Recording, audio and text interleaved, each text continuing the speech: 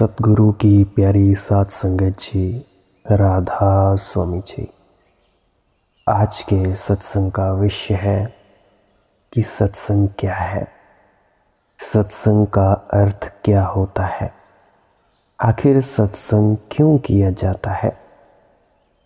तो सात संगत जी, पूरा सत्संग अंत तक ज़रूर सुनिएगा, नहीं तो कुछ लोग भ्रम में रहेंगे कि हम वीडियो सुनते हैं, सत्संग सुनते हैं, फिर भी हमारी ज़िंदगी तब्दील क्यों नहीं होती। तो आइए जानते हैं इस सत्संग में कि सत्संग क्या है। सत्संग शब्द समझने जैसा है। सत्संग का अर्थ होता है गुरु के साथ होना, सिर्फ साथ होना, गुरु के पास होना, एक समीपता, आत्मीयता, बस इतना काफ़ी है। जैसे वैज्ञानिक कहते हैं, कैटालिटिक एजेंट होता है जिसकी मौजूदगी में घटनाएं घट जाती हैं बिना उसके सहयोग के। वैसे ही गुरु कुछ करता नहीं, अगर तुम उसकी मौजूदगी में मौजूद हो जाओ, अगर तुम उसके आभा मंडल में स्नान कर जाओ, अगर तुम उसके पास आ जाओ और उसकी तरंगों में लीन हो जाओ, वह जिस जगत में बह रहा है, अगर क्षण भर को तुम अपनी नौका उसके जगत में छोड़ दो और उसके साथ बह जाओ, अगर तुम थोड़ी देर उसके तीर्थ में स्नान कर लो तो सब हो जाता है। लेकिन गुरु के पास होना बड़ी कला है, बड़ा धैर्य चाहिए, बड़ा संतोष चाहिए।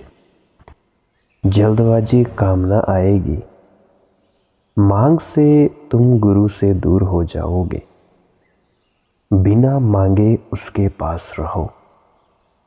तुम ये भी मत कहो कि कब घटेगी घटना, कब मैं सचखंड देश में पहुंचूंगा, मुक्ति, मोक्ष, निर्वाण हो जाऊंगा।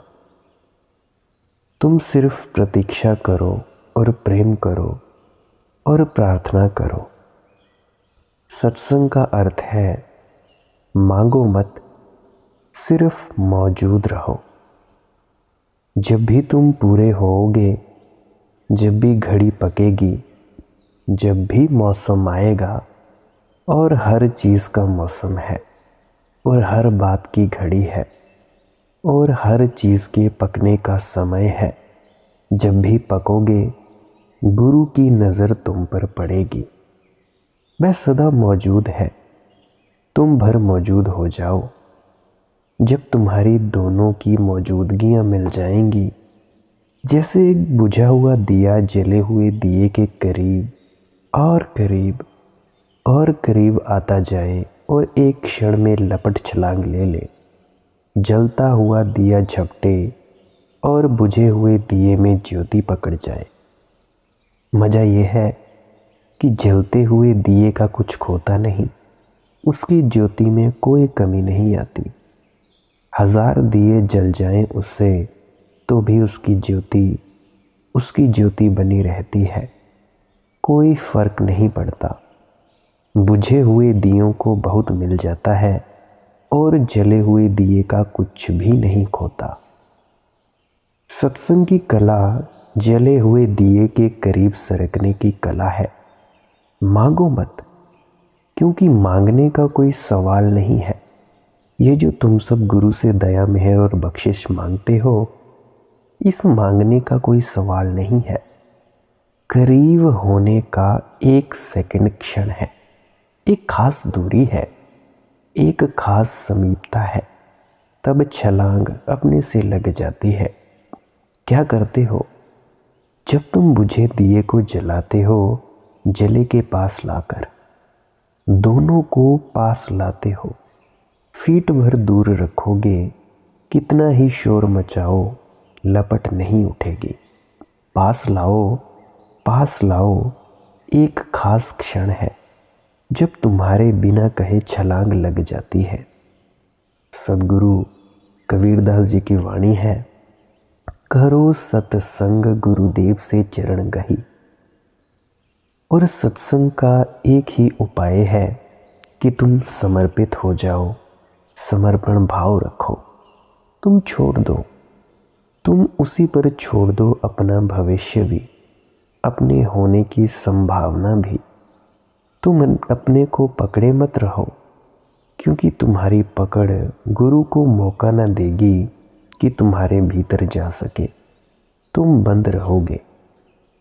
उसके दर्शन से ही भ्रम भाग जाता है। बस तुम पास जाओ, तुम गुरु को ठीक से देख लो। अब एक और सवाल, क्या होता है दर्शन? क्या है दर्शन? होता क्या है दर्शन से? गुरु को ठीक से देखने में ही पता चलता है कि तुमने अपने को भी देख लिया। गुरु तो एक शीशा बन जाता है, उसमें तुम अपनी ही छाया देख लेते हो। गुरु तो स्वयं मिट चुका है, इसीलिए गुरु है। अगर है तो उसके तुम कितने ही पास आओ, तुम अपने को ना देख पाओगे, तुम गुरु को ही देख पाओगे। गुरु तो वही है जो मिट चुका है, शून्य हो चुका है। वह तो एक ऐसी झील है जिसकी सब तरंग खो गई है। अब वह साफ सुथरा शीशा है। तुम जैसे जैसे करीब आओगे, तुम्हें गुरु नहीं मिलेगा, तुम ही मिलोगे। तुम्हें अपनी ही झलक दिखाई पड़ेगी। तुम एक दिन पाओगे कि गुरु शीशा हो गया, उसने तुम्हें तुम्ही को बता दिया। बाणी है, जासू के दरस ते भरम भागै, काल की चोट फिर नाही लागै, सील और सांच संतोष आवे दया। जिसको अपना आत्मबोध हो जाता है गुरु के पास, फिर शील, आचरण, सत्य, संतोष, दया सब अपने से चले आते हैं। जब तक आत्मज्ञान नहीं हुआ तब तक तुम्हें शील लाना पड़ता है, चेष्टा करनी पड़ती है। संभालो आचरण को, साधो अहिंसा को। करुणा, दया, दान प्रयत्न होते हैं। प्रयत्न के कारण ही बहुत गहरे नहीं होते, ऊपर ऊपर होते हैं। और मृत्यु उसी दिन मिट जाती है जिस दिन तुमने गुरु के शीशे में अपने को देख लिया। उसी दिन गुरु की ज़रूरत भी मिट जाती है। वह तो बहाना था अपने को देख लेने का। अब अपने को देख चुके, अब शीशे की भी ज़रूरत ना रही। जिसने अपने को देख लिया उसका आचरण रूपांतरित हो जाता है। उससे असत्य ऐसे ही गिर जाता है जैसे सुबह सूरज के उगने पर ओस कण विलीन हो जाते हैं। उससे हिंसा ऐसे ही खो जाती है जैसे दिए के जलने पर अंधेरा खो जाता है। दो रास्ते हैं। एक है आचरण का मार्ग, उसको नीति कहते हैं। साधो सत्य को, अहिंसा को, दया को, करुणा को। और एक है धर्म का मार्ग। साधो केवल समाधि को और शेष सब अपने से चला आता है। जीसस का बड़ा प्रसिद्ध वचन है कि पहले तुम परमात्मा की खोज लो, शेष सब अपने से चला आता है। नीति और धर्म में बड़ा भेद है। नीति तो ऐसे है जैसे अंधा आदमी लकड़ी टटोल टटोल कर रास्ता खोजता है। धर्म ऐसे है जैसे आँख वाला आदमी लकड़ी को फेंक कर मस्ती से चलता है। चाहे तुम नाच कर भी निकले दरवाजे से तो कोई हर्ज नहीं। काल की चोट फिर नहीं लागे। और जिसने अपने आप को देखा उसने ये भी देख लिया कि मृत्यु नहीं है। जिसने अपने को नहीं देखा उसी को लगता है मृत्यु है। तुम्हारा जो भीतर स्वरूप है वह अमृत है। पारस परस पद होए न्यारा, कहे कबीर बिन जन जन्म आवे नहीं। जैसे ही दिखाई पड़ता है तुम्हें कि मैं कौन हूँ, तब परमात्मा में, आत्मा में कोई फर्क नहीं रहा। मृत्यु खो गई, अमृत उपलब्ध हुआ। तब गाने लगता है तुम्हारा प्राण, पायो री राम रतन धन पायो। संत कबीर कहते हैं, चहूँ दिशी दमकै दामिनी। अब चारों तरफ प्रकाश चमकता है। दयावाई, सहजोवाई या दादू, सभी के पदों में एक पद तुम्हें बार बार मिलेगा। वह सब तरफ रोशनी चमकती है। आकाश में बादल घिरे हैं, अमृत बरसता है, अमीरस बरसै। सहजोबाई ने कहा है, बिन घन परत फुहार, कहीं मेघ भी नहीं दिखाई पड़ते और अमृत की फुहार पड़ रही है। तुम हो जब तक अहंकार, तब तक मृत्यु है। तुम जिस दिन हो जाओगे स्वरूप, उसी दिन मृत्यु खो जाती है। मृत्यु तुम्हारी नहीं है, मृत्यु तुम्हारी भ्रांतियों की है, तुम्हारी धारणाओं की है, तुम्हारे भ्रमों की है। कहे कबीर बिन जन जन्म आवे नहीं, और फिर लौटता नहीं कोई, फिर वापिस इस संसार में नहीं आता कोई, फिर अमृत के लोक का वासी हो जाता है। जिसने छू लिया उस अमृत ज्ञान के पारस को, जिसने उस अमृत ज्ञान के पारस को छू लिया, उसका पद ही न्यारा हो जाता है। फिर वह संसार की भीड़ में नहीं उतरता। फिर इस संसार में उसे सीखने को कुछ भी ना बचा। सीख लिया जो जानने योग्य था, जान लिया जो पाने योग्य था, पा लिया। इस संसार में तो उन्हीं को वापिस आना पड़ता है जिनका अनुभव आधा रह गया, कच्चा रह गया। ये संसार तो विद्यापीठ है। यहाँ विद्यार्थी तो अनुत्तीर्ण हो जाते हैं, वे ही वापिस लौट आते हैं। जो उत्तीर्ण हो जाते हैं वे मुक्त हो जाते हैं। उन उत्तीर्ण महापुरुषों को ही हमने बुद्ध, सिद्ध जन कहा है। लेकिन तुम अपने ही सहारे अपने अंधेरे के बाहर ना आ सकोगे। खोजो कोई हाथ जो तुम्हें खींच ले अंधकार से बाहर। खोजो कोई व्यक्ति जो तुम्हारी निंदा ना करे। खोजो कोई जो तुम्हें अपराध से न भरे। खोजो कोई जो तुम्हारे परमात्मा का बोध तुम्हें दे, जो तुम्हारे भीतर की परम सत्ता, जो सदा अकलुषित है, सदा कुंवारी है, जो सदा ताजी और पवित्र है, जिसके अपवित्र होने का कोई उपाय नहीं, उसकी तुम्हें स्मृति जगाए, जो तुम्हें तुम्हारे ही स्मरण से भर दे। खोजो गुरु, और गुरु के पास कुछ बहुत करने को नहीं है। गुरु के पास सिर्फ तुम मौजूद हो जाओ, खुले, उन्मुक्त। द्वार दरवाजे बंद मत रखो। उसकी रोशनी तुम्हारे भीतर के बुझे दिए को जला सकती है।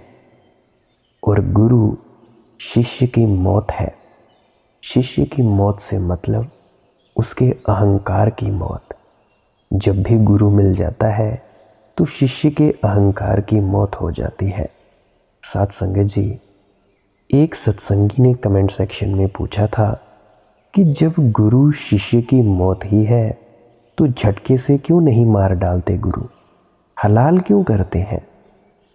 तो इसका सीधा सा आंसर है, एक छोटी कहानी से कहूँ तो समझें। एक आदमी दांत के डॉक्टर के पास गया।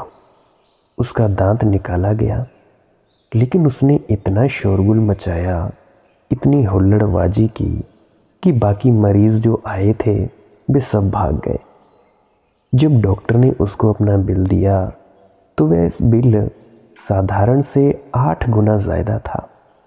उस आदमी ने कहा, क्या मजाक कर रहे हो? कभी सुना है एक दांत के निकालने का इतना पैसा? यह तो 8-10 गुना ज़्यादा मालूम पड़ता है। उस डॉक्टर ने कहा कि नहीं, वे जो 8 मरीज़ भाग गए उसका पैसा कौन देगा? तुम्हें एक झटके से गुरु मार डाले मगर मरीज भाग जाएंगे। ऐसे धीरे धीरे हलाल करना पड़ता है। और जैसे जैसे तुम सब तैयार होते हो वैसे वैसे ही मारे जा सकते हो, क्योंकि मृत्यु कोई साधारण घटना नहीं है। गुरु के पास जो मृत्यु घटित होती है वह तो परम घटना है, वह तो परम जीवन का द्वार है। उसकी तुम्हारी तैयारी भी तो होनी चाहिए। वह कोई आत्महत्या थोड़े ही है कि जिसने चाहा उसने कर ली। आत्महत्या के लिए कोई गुण धर्म तो नहीं चाहिए, कोई गुण धर्म की ज़रूरत नहीं। कोई भी कूद पड़े पहाड़ से मर जाए, पानी में गिर जाए डूब जाएगा, कुएं में गिर जाए मर जाएगा, जहर खा ले। आत्महत्या तो नहीं है। गुरु के पास जो घटना घटती है वह तो परम मृत्यु है। उसको ही तो हमने समाधि कहा है। ये हमारा शब्द समाधि बड़ा बहुमूल्य है।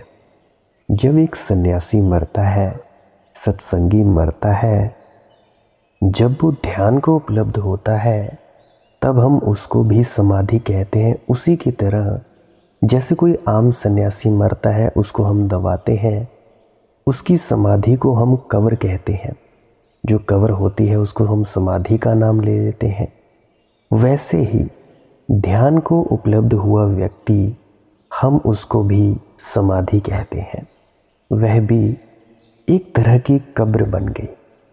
पुराना तो गया, नहीं बचा, नए का जन्म हुआ। रात टूट गई, सुबह हुई। अब सुबह का रात से क्या लेना देना? सुबह का सूरज और सुबह पक्षियों के गीत और आकाश में फैला किरणों का जाल, इससे क्या संबंध है? उस अंधेरी रात का क्या संबंध है जो अभी अभी थी? रात तो मर गई। रात में और दिन में कोई सिलसिला थोड़े ही है। रात और दिन किसी एक चीज़ का फैलाव थोड़े ही मालूम होते हैं। दोनों के बीच एक अंतराल है। रात रात है, दिन दिन है। जब ध्यान गहरा होगा तो तुम अचानक पाओगे कि तुम्हारा जो कल तक था, तुम्हारा अतीत, वह ऐसे ही चला गया जैसे सुबह रात को खा जाती है, और एक नए व्यक्तित्व का जन्म हुआ। एक नई आत्मा बिल्कुल कुंवारी और ताजी पैदा हो गई, जिससे तुम अपरिचित थे, जिसे तुमने कभी जाना ही ना था। ये दरवाज़ा भी है तुम्हारे भीतर, ये तुमने कभी खोला ही ना था। और इस द्वार के भीतर परमात्मा विराजमान है सिंहासन पर। इसकी तुम्हें कभी भनक भी ना पड़ी थी। तुम तो अपने घर के बाहर बाहर ही जी लिए थे। तुम तो भीतर कभी आए ही नहीं थे। जो भीतर आया है वह बिल्कुल नया है। मृत्यु का यही अर्थ है। गुरु मृत्यु है। इसका अर्थ है कि गुरु के पास तुम्हारा अतीत, तुम्हारा जरा जीर्ण, तुम्हारा पुराना मरेगा। अभिनव का, अलौकिक का, अज्ञात का जन्म होगा। यह आत्महत्या होती तो एक ही क्षण में हो जाती। तैयार होना पड़ेगा। ये मृत्यु तुम्हारी तैयारी से आएगी। ये तो तुम्हें अहंकार को छोड़ने की क्षमता आएगी तभी हो सकती है। ये गुरु के हाथ में नहीं है कि वह तुम्हें हलाल कर दे या झटके से मार डाले। धीरे धीरे मारे या जल्दी मार डाले, ये तुम्हारे हाथ में है। अगर तुम राजी हो तो एक क्षण में भी गुरु मार डाल सकता है। गुरु को क्या अड़चन है? तुम्हारी देर से ही देर होती है, लेकिन तुम राजी नहीं हो। तुम्हारा गुरु तुम्हें लुभाता है, समझाता है, बुझाता है, राजी करवाता है, हजारों बातें समझाता है जिसके बिना समझाए चल जाता। लेकिन तब तुम भाग खड़े होते, तब तुम डर जाते, तब तुम भयभीत हो जाते, क्योंकि तुम तो मृत्यु का एक ही अर्थ जानते हो, मर जाना, मिट जाना। वह दूसरा अर्थ कि मृत्यु के बाद एक पुनर्जीवन है, वह तो तुम्हें पता नहीं है। वह गुरु को पता होगा, लेकिन उसका पता होना तुम्हारे काम नहीं आ सकता। तुम तो उसके हाथ में छुरी देकर घबरा जाओगे तो वह छुरी छिपा कर रखता है, फूलों में ढांकता है, शब्दों और सिद्धांतों में रखता है, शास्त्रों में दवा देता है। वह तुम्हें देखना नहीं चाहता, वो ये दिखाना नहीं चाहता कि मेरे पास ये छुरी है। वह तुम्हें उसी दिन देखने देगा जिस दिन तुम्हें इस बोध को थोड़ी सी भनक पड़ी शुरू हो जाएगी कि मेरे बिना महाजीवन नहीं मिलता, मिटे बिना, मरे बिना महाजीवन नहीं मिलता। मिटे बिना परमात्मा होने का कोई उपाय नहीं, खोना ही पाना है। जिस दिन तुम राजी हो जाओगे, जैसे सागर में नदी खोने को राजी हो जाती है, गिर जाती है तो खोती थोड़े ही है, पूरा सागर उसका अपना हो जाता है। लेकिन उसके लिए तो नदी को भी बड़ी लंबी यात्रा करनी पड़ती है। गंगोत्री से लेकर समुद्र तक आते आते गंगा को कितनी यात्राएं करनी पड़ती हैं। अगर गंगोत्री पर ही सागर कहता कि सुन, गिर जा मुझ में, तो नंगा राजी नहीं हो सकती थी। माफ़ करें, तो गंगा राजी नहीं हो सकती थी। गंगा भी कहती अभी तो हुई भी नहीं, ये तो गर्भपात हो जाएगा। इस सागर से तो गंगा घबराती, लेकिन सागर बड़ा दूर है, उसका पता ही नहीं। गंगा उसी को खोजती हुई अनंत यात्रा करती है। उसी गंगा के किनारे तीर्थ बनते चले जाते हैं। हमने क्यों नदियों के किनारे तीर्थ बनाए हैं? कारण है क्योंकि नदियाँ सागर की तरफ जा रही हैं, खोने की तरफ जा रही हैं, मिटने की तरफ जा रही हैं। तीर्थ तो वही है जहाँ तुम्हें खोने का बोध मिले, जहाँ शून्य होने की सामर्थ्य मिले। इसलिए गंगा पर हमने तीर्थ बनाए हैं। वह गंगा जा रही है सागर की तरफ। शायद उसे भी पक्का पता ना हो। तुम मेरे पास आ जाओ, शायद तुम्हें भी ठीक ठीक पता ना हो कि तुम क्यों आ गए हो। अनंत अनंत कारण ले आते हैं, संयोग से ले आते हैं, जन्मों जन्मों की यात्रा ले आती है, तुम्हें भी पता नहीं हो सकता। जीवन तुम जैसा सोचते हो कि तुम्हारे जाने जाने चल रहा है, ऐसा नहीं है। तुम्हारे जाने जाने तो बहुत थोड़ा सा हिस्सा चल रहा है, जहाँ टिमटिमाती रोशनी है। अधिक हिस्सा तो अचेतन के अंधकार में दबा है। तुम आ गए हो, अब तुम्हें ख्याल भी नहीं है कि तुम मरने को आ गए हो, मिटने को आ गए हो। तुम शायद कुछ लेने को आए हो। शिष्य और गुरु का गणित अलग अलग है। शिष्य कुछ लेने आता है और गुरु उसे समझाता है, देंगे, बैठो, और फिर छीन लेता है। शिष्य आता है सुखी होने और गुरु जानता है जो भी सुखी होने आया है वह दुख से ना बच सकेगा। इसीलिए गुरु कहता है, देंगे सुख, समझाता सुख है, देता शांति है। शांति सुख से बड़ी अलग बात है। शांति का अर्थ है जहाँ ना दुख रह जाता है ना सुख, लेकिन वही महासुख है। निश्चित ही तुम्हें गुरु चाहे तो अभी मार डाले, लेकिन उससे तुम्हारा पुनर्जन्म ना होगा। सिर्फ अदालत के चक्कर में फंस जाएगा गुरु। तुम नाहक गुरु को उलझा दोगे, तुम तो सुलझ ना पाओगे। नहीं, धीरे धीरे, क्रमशः, आहिस्ता आहिस्ता तुम्हें राजी करना पड़ेगा। जिस दिन तुम राजी हो जाओगे उसी दिन घटना घट जाएगी। क्योंकि ये मृत्यु कोई शरीर की मृत्यु थोड़े ही है, ये मृत्यु तो तुम्हारे अहंकार की मृत्यु है। और इस जगत में सबसे बड़ी कुशलता चाहिए अहंकार को मार डालने के लिए, क्योंकि अहंकार बहुत कुशल है। वह सब तरह से बच जाता है। तुम उसे एक जगह से मारोगे, वह दूसरी जगह खड़ा हो जाएगा।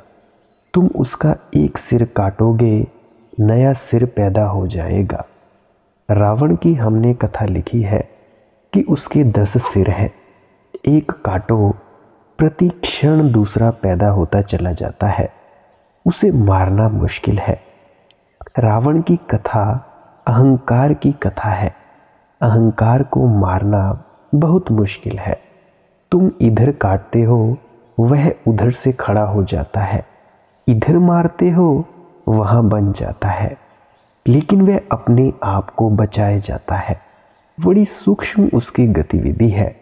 उसे मारने के लिए बड़ा होश चाहिए, इतना होश कि तुम्हारे भीतर के घर में कहीं भी कोई अंधेरा कोना न रह जाए जहां अहंकार खड़ा हो जाए और बच जाए।